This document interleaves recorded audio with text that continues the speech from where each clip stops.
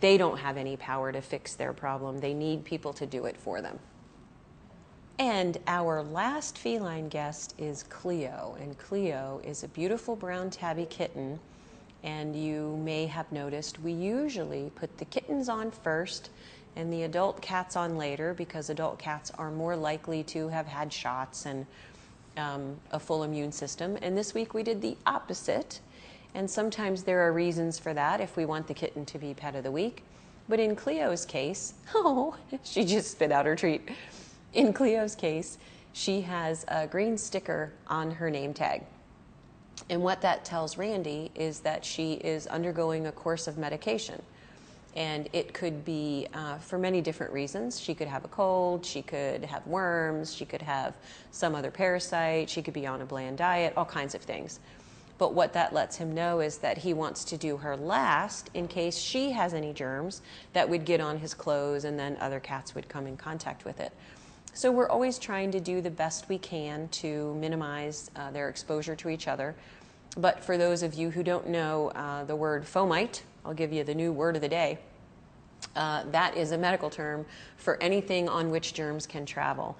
And I will tell you, it's a constant battle here, because a typical fomite, door handles, pens, pieces of paper, there's very little you can do other than walk around spraying your hands and shirt all day.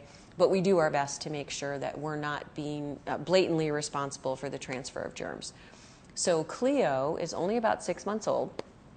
This tiny little girl is one of our many kittens. This time of year, we are full. The shelter is full, we're packed. We have so many kittens and older cats. We have a lot of dogs, 2 kennel rooms full of dogs for your viewing pleasure, with the potential that you might take one home. And if you are not interested in adopting right now, we totally understand. Randy has his amount of pets that he can have. I have the amount of pets I can have. Most people who work and volunteer here are always maxed out on the amount of animals that they can take. But what you can help us with is to go to Pet Finder or pettango.com and find the profile of one of the animals you've seen today, or another pet that you're interested in, and share them on social networking.